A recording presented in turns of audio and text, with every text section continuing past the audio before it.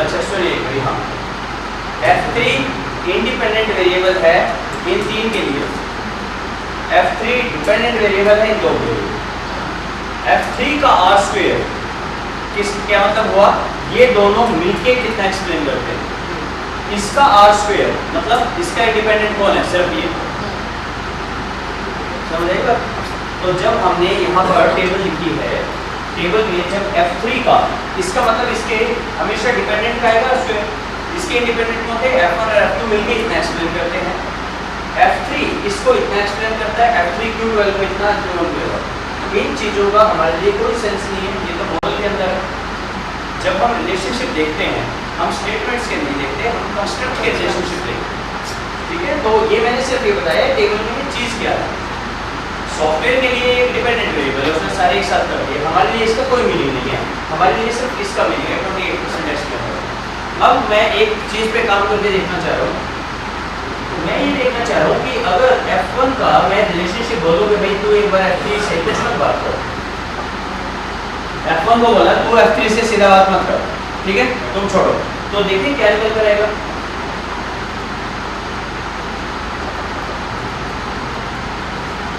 F2 F3 को बहुत अच्छा एक्सप्लेन कर रहा है, तो जब F1 था तो नहीं कर रहा है, क्या कहानी है अंदर, क्या चल रहा है दोनों के बीच में।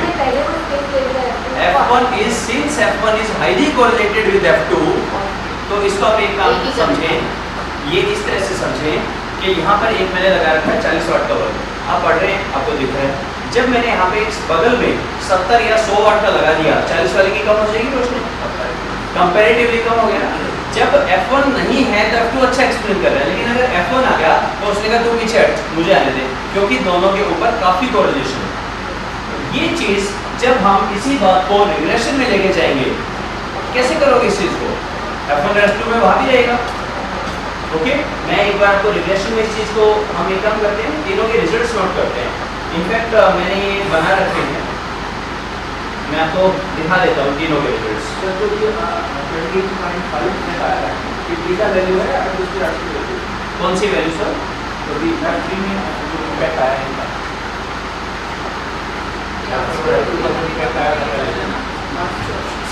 सर हम इस बीटा को एक बार सुलझाते हैं, आप एक बार सिर्फ ये लाइन पढ़ो और एक बार ऊपर की लाइन पढ़ो, एक बार सर आप पढ़ो, ठीक है अजमेर सर। अब आप ये बताइए ये क्या है और ये क्या है, इन दोनों में क्या फर्क है। वो अनस्टैंडर्डाइज्ड, ये अनस्टैंडर्डाइज्ड है, ये स्टैंडर्डाइज्ड है, ठीक है सर। इसका क्या काम होता है सर,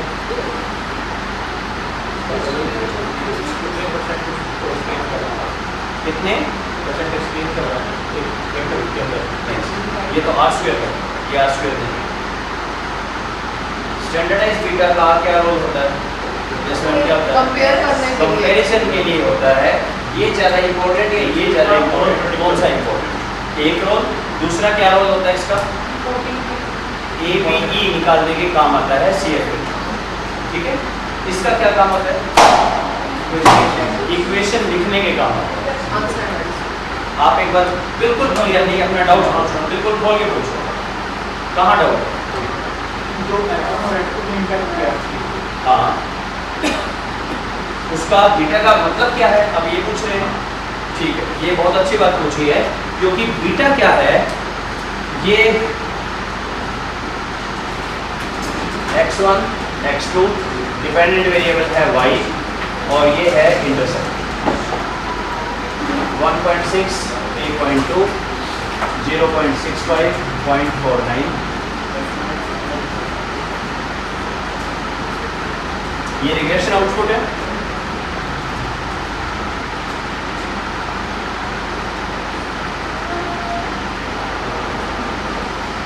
दोनों सिग्निफिकेंट है, कौन सा ज्यादा इंपॉर्टेंट है इन दोनों में से, x2 ज्यादा इंपॉर्टेंट है, तो पहली बात। दूसरी बात, ये है क्या चीज, इसको मैं बोलूंगा क्या, इसको बोलूंगा क्या। अभी मैंने एक स्कॉलर की रिपोर्ट देखी, उसने लिख रखा था 1 यूनिट x2 बढ़ाने से y2 की 65% वैल्यू बढ़ जाएगी। बिल्कुल बकवास, ऐसा बिल्कुल भी नहीं है। बीटा का फार्मूला क्या था, beta was x minus x bar by sigma. इसका बहुत ही टिपिकल है इंटरप्रिटेशन। एक यूनिट x2 बढ़ाने से y के अंदर 0.65 स्टैंडर्ड डेविएशन इंप्रूव हो जाएगा। 65% नहीं होगा, यूनिट क्या है भाई सिग्मा। इसके एक यूनिट बढ़ाने से x2 की एक यूनिट बढ़ाने से y के सिग्मा में, वैल्यू में नहीं, y के सिग्मा में 0.65 इंप्रूवमेंट होगा। हाँ बोलो ये एक्सप्लेनेशन है क्या 65%? नहीं नहीं नहीं बिल्कुल भी नहीं, हो ही नहीं सकता। नहीं स्टैंडर्डाइज के केस में सर, अनस्टैंडर्डाइज के केस में बिल्कुल सिंपल ये रहेगा, इसकी एक यूनिट बढ़ाने से y2 की 3.2 यूनिट बढ़ जाएगी। देखो देखो simple equation y is equal to 1.6 x1 plus 3.2 x2, ठीक है, प्लस कांस्टेंट कुछ भी, x1 को लिया 0, खत्म हो गया। अगर ये 1 है x2 तो ये कितना है y 3.2, और अगर 2 है तो 6.4। इसकी एक यूनिट बढ़ाने से इसकी इतनी यूनिट बढ़ रही है, ठीक है, अनस्टैंडर्डाइज के केस में। इस केस में क्या है, इसकी एक यूनिट बढ़ाने से इतनी यूनिट नहीं बढ़ रही, इसके y के स्टैंडर्ड डेविएशन की इतनी यूनिट बढ़ जाती है।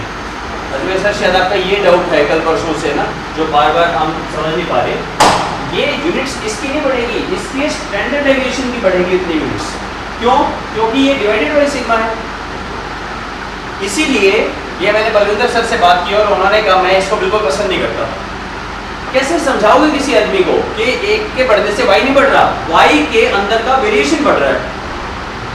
बहुत मुश्किल है, किसी दूसरे आदमी को समझ ही नहीं आएगा y का वेरिएशन बढ़ रहा है। यूनिट ये बड़ा सिंपल है भाई, ये 1 रुपये तो 2 किलो, 2 तो 4 किलो, सिंपल ये बात है। पर ये कैसे करोगे, 1 में हुआ तो इतना और 2 में उतने रेट के अंदर फ्लक्चुएशन बढ़ रही है, समथिंग एल्स, सिग्मा बढ़ रहा है इसका, ओके, सीधा सीधा नहीं बढ़ रहा। अब इसलिए ये इसमें पहली टेबल में तो ये देखेंगे हम सिर्फ, इससे मुझे कोई कंसर्न नहीं। दूसरी टेबल में हम ये देखेंगे कि कौन सा इंपॉर्टेंट है, एबीडी इससे निकाल देंगे, ये स्टैंडर्डाइज बीटा, ये अनस्टैंडर्डाइज बीटा, ठीक है। अब मैंने एक टेबल बनाई है, ये रिजल्ट थे मेरे,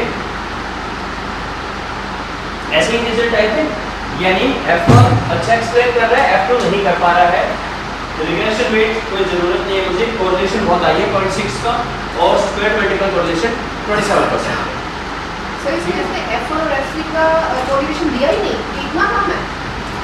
F1 और F3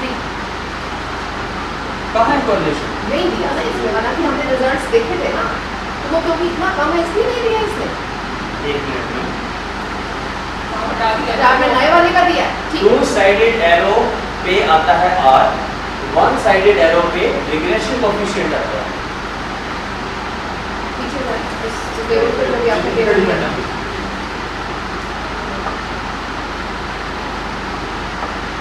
कोरिलेशन में सिर्फ F1 F2 है, हाँ, F1 F3 नहीं है। हाँ, this is what my question is. ये सर कोरिलेशन में जैसे इसने F1 और F2 का दिया है, पहले वाले जो बात जो आपने दोनों एरोज लगाए थे हैं, उसमें भी इसने F1 और F3 का कोरिलेशन नहीं दिखाया था, क्या वो इतना कम है? वो नहीं दिखा रहा। Correlation we are seeing the impact of it na, then why it is showing for F1 and F2? Correlation doesn't have to know cause and effect relationship. Cause and effect आपको relation बताता है, it's all right, but when it is showing for F1 and F2, why not for F1 and F3? This is not my question. आओ दोबारा देखते हैं। हमें ना SM में कोई दिलचस्पी नहीं, फंडामेंटल्स क्लियर करें आप, वो बहुत इंपॉर्टेंट है, वो बिल्डिंग ब्लॉक है। मतलब 25 स्टोरी बिल्डिंग बना रहे हैं, अगर नींव कमजोर है वो गिर जाएगी। देखिए मैम, x और y का जो कोरिलेशन है, y और x का कोरिलेशन सेम है, ठीक है, लेकिन y is equal to a plus B X और x is equal to a plus B Y, ये दोनों सेम नहीं है, ये दोनों सेम नहीं है। इसीलिए स्टैट्स में हम इसको इसके नीचे छोटा सा लिख देते हैं, इक्वेशन y on x है तो इसको तो लिखेंगे ऐसे और इसको हम लिखेंगे ऐसे, with the rule by(x) into bxy, इनका क्या नाम है? Regression coefficient. एक बड़ी सिंपल सी बात है, छोटे बच्चों को अगर बोले 2x plus 3y is equal to 5। 2 क्या है? इसका नाम है कोफिशिएंट। जो वेरिएबल से मल्टीप्लाइड होता है उसका नाम कोफिशिएंट है, ठीक है। अब ये कोफिशिएंट बहुत तरह के हैं, हर चैप्टर में कोफिशिएंट है, तो हर एक का अलग अलग नाम। कोरिलेशन में Karl Pearson correlation coefficient, Spearman R हो गया, स्पीयरमैन ने कहा मैं अलग हूँ, मेरा कैपिटल आर है, तो बोले अच्छा भाई तेरा स्पीयरमैन कोरिलेशन कोफिशिएंट है। रिग्रेशन में इसका नाम है रिग्रेशन कोफिशिएंट। दो रिग्रेशन कोफिशिएंट का मल्टीप्लाई करके अंडर रूट करोगे तो आ रहेगा, ये मैथमेटिकल प्रॉपर्टी है। एमोस इसको कैसे समझेगा? अगर दो कंस्ट्रक्ट हैं उनके बीच में टू साइडेड एरो है तो कहेगा ओके आर निकालना है ना। जैसे ही आपने वन साइडेड एरो लगाया, अब तो डिपेंडेंस इंडिपेंडेंस हो गया ना, ये हमारा बन गया बी वाई एक्स और बी एक्स वाई, करेक्ट। अब हमने इस डायग्राम में क्या किया हुआ है,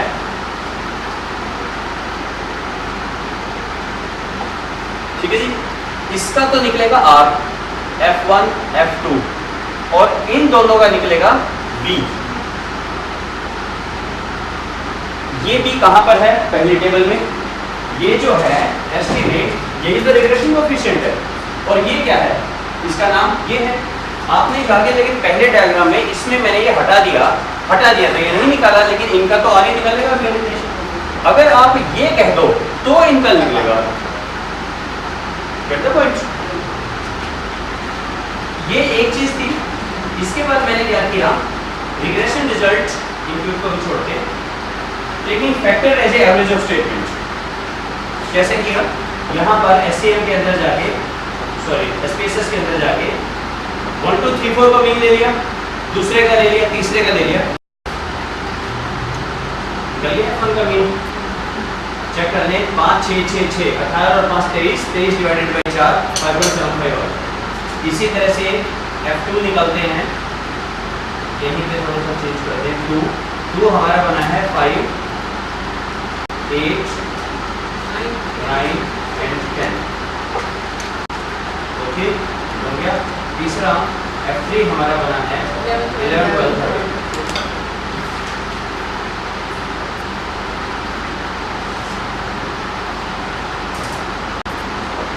तीनों बन गया अपन F2। ऐसे है वर्ड जो आपने काम किया भाई, हमने कंस्ट्रक्ट देख लिया, उनका मीन स्क्वायर लगा दिया। यही था ना जो कल से हम बात कर रहे थे कि इसी पे रिग्रेशन लगा दो ना सीधा, वहां जाने ही क्यों है। तो F3 को पकड़ा हमने यहाँ पर, F1 F2 को लिया यहाँ पर। मेरा ये कहना है एक बार डिस्क्रिप्टिव पे भी क्लिक कर लिया और कोरिलेटिव एग्जांपल चेक किया। कोरिलेशन इसके बीच में कितना है? F1 F2, F1 और F2 के बीच में 0.566 है। अमोस की इसकी कैलकुलेशन में थोड़ा सा फर्क आ गया। अमोस कितना बता रहा था ये वैल्यू? 0.66 की जगह 0.6। जब हमने वैसे किया था तो कुछ कैलकुलेशन में कुछ वो नहीं आगे बीच में, जब आपने मल्टीप्लाई किया वो स्कोर निकाला, हमें दिख नहीं रहा, पर वो जो भी स्कोर निकाला F1 F2 का, उनके बीच में कोरिलेशन यहाँ पर एवरेज लेने से कोरिलेशन कम हो गया। यस और नो? क्यों कम हो गया? क्योंकि अगर आपका लिकर्ट स्केल पे एक बंदे ने 1 दिया 5 दिया, जैसे ही एवरेज किया वो 3 आ गया, वहां पे अलग कहानी चल रही है। ये कहानी है जो मैं आपको पहले दिन समझाने की कोशिश कर रहा था, इसके रिजल्ट्स अलग आएंगे। सॉरी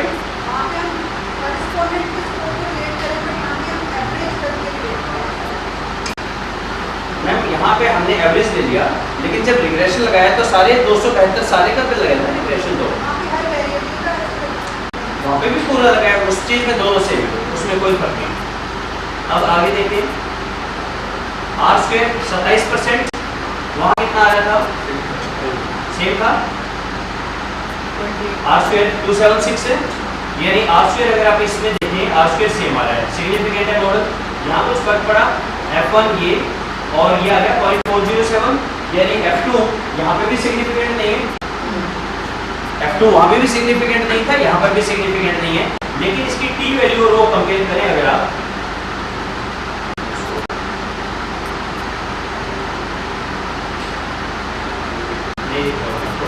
चलिए इसकी एक बार आप ये CR वैल्यू देखें, इसकी है 7 और 0.5 और इसकी है 9, टी वैल्यू बढ़ गई है यहाँ पर, और ओवरऑल रिजल्ट सेम है, कोरिलेशन भी ऑलमोस्ट थोड़ा सा सेम है, लेकिन आर स्क्वायर इसका बिल्कुल सेम।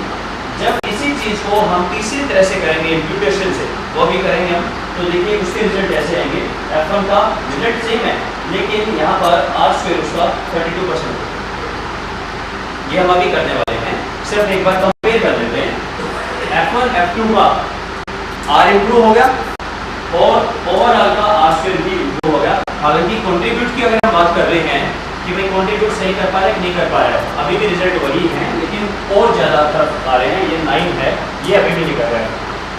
बेसिक्स रिजल्ट सेम है, quality of the results impute से अच्छी होती है। कंक्लूजन ये आप खुद एक बार करके देख सकते हैं। अब मैं आपको ये बताता हूँ कि अब हमें इम्प्यूट कैसे करना है, ये मानते हुए कि आपको ये एग्जाम्पल थोड़ा बहुत समझ आ गया, तो इसको अपनी पोजीशन पे पहुंचा दें। चलो भाई लाइन में आप लोग देख लें एक बार, क्योंकि यहाँ मुझे एक तो छोटी छोटी बातें बता दी। रन कर दिया, हालांकि हम कल चेक कर चुके हैं, फिर भी चेक कर लेते हैं। 969 CFI गुड एनफ है, GFI 94 है, CM CMIN 3.3 है, RMSE देख लेते हैं, RMSE 0.08 से छोटा है, मतलब मॉडल फिटनेस हमारी ठीक है। एस्टिमेट्स में चेक करें, इन चारों का कोऑर्डिनेशन है, तो वो कहाँ है हमारा। हाँ जी, F1 की वैल्यू देखें सारी ठीक है, 0.7 से ज़्यादा, F2 की 0.7 से ज़्यादा, F3 की एवरेज ठीक है। इसका मतलब इसकी रिलायबिलिटी वैलिडिटी सब अच्छे आएंगे सारे, ये मॉडल ठीक है हमारा। अब आपको बार बार वो करने की जरूरत नहीं है, आपको एक थोड़ा सा इंसाइट पता है। अगर डाउट पे हो तो आप चेक कर लें उससे जाके, वरना आपको बताइए अच्छा रहेगा। Now it's ready for impute. Impute कहाँ पर है, एनालाइज के अंदर डाटा इम्प्यूटेशन, लेकिन इम्प्यूटेशन से पहले और कई कहानी है इसमें। अब इसकी कहानी ये है, इम्प्यूट से पहले अब हम एक बात करेंगे common method biasness, CMB, common method biasness. Impute से पहले गैस किन बोलते हैं, इम्प्यूट से पहले भैया बहुत सारी चीजें देखो, बहुत सारी चीजें देखो, ये भी करो ये भी करो। हम एक छोटा सा ये कर लेंगे। कॉमन मेथड बायसनेस क्या है, हम एक जैसे हम एक तो कंस्ट्रक्ट की रिलायबिलिटी निकालते हैं, एक ओवरऑल स्केल की भी रिलायबिलिटी निकालते हैं। अगर कंस्ट्रक्ट वाइज सारे ठीक है और ओवरऑल स्केल की पुअर आ रही है, तब आप क्या करोगे, अगर कुछ तो फॉल्ट है, कभी तो कुछ गड़बड़ है, शायद कोई कंस्ट्रक्ट नेगेटिवली कंट्रीब्यूट कर रहा है। जैसे मैम एक बोल रही थी कि भाई मेरा एक कंस्ट्रक्ट बिल्कुल नेगेटिव है, सारी स्टेटमेंट नेगेटिव है, रिलायबिलिटी उसकी हाई क्योंकि रिस्पांस पैटर्न एक साथ। लेकिन जब ओवरऑल देखोगे, अब आपको पता है कि अल्फा क्या होता है। जब आपने स्टेटमेंट रिस्पोंडेंट 1 1 2 ये 3 है, 1 2 1 1 2 1 मतलब काफी अच्छा है। और चला गया ऊपर, पहले बंदे की मैं बात कर रहा हूँ। अगले पे 4 5 3 ये है हमारा कंस्ट्रक्ट 2, ये भी अच्छा है, एक जैसे है ठीक है। तीसरा हमारा है 4 5 5, ये भी काफी अच्छा है। अगला है 3 4 3, ये भी अच्छा है, सारे रिलायबल है। ओवरऑल रिलायबिलिटी चेक करो, ओवरऑल सबकी, ये 1 और ये 5 होगी कम, राइट। तो क्या हुआ, इंडिविजुअल में कोई दिक्कत नहीं है, ये भी ठीक ये भी ठीक ये भी ठीक। ओवरऑल जैसे ही किया, इसकी वजह से वो क्या रहा था, ये तो जी मेरा पूरा नेगेटिव का था, इसको ओवरऑल रिलायबिलिटी के लिए आपको पॉजिटिव करना पड़ेगा, तभी ओवरऑल की आएगी, वरना क्या आएगा, ओवरऑल की कम आ जाएगी, कंस्ट्रक्ट वाइज ठीक आएगा। अपनी जगह तो ठीक है, अपनी जगह ठीक है, लेकिन ओवरऑल जब हम बात करेंगे स्केल, लिक्विड स्केल, एब्सोल्युटली। देखिए हम दो तरह से काम करते हैं। लिकट ने ये कहा था और उसके बाद के लोगों ने ये कहा कि जब आप रिस्पोंडेंट से भरवाएं, शफल करें, उल्टे सीधे पूछो, क्योंकि जैसे ही एक पैटर्न पे होंगे सारे लोग वही करेंगे, 5 और 2 लोग ऐसे करेंगे वॉलंटरी, कोई नेगेटिव पूछो, कोई इधर कोई आगे, एक कंस्ट्रक्ट की जगह मत पूछो, शफल कर दो, अल्फाबेटिकली कर दो, ताकि पढ़ना पड़े, उसे देखना पड़े, राइट।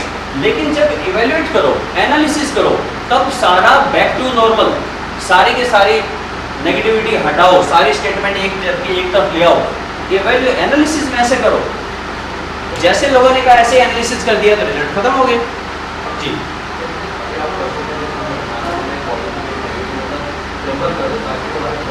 हाँ, आप एक काम करें सर, देखिए मैं सब्जेक्ट पढ़ाता हूँ रिसर्च मेथोडोलॉजी, और सबसे पहले 5 दिन पता है कौन सी बुक यूज करता हूँ? Organisation behaviour by Robbins. आप स्केल कंस्ट्रक्शन पढ़ा रहे हैं, आप रॉबिन्स के बिना नहीं पढ़ा सकते। ओबी क्यों अच्छी है ये किताब?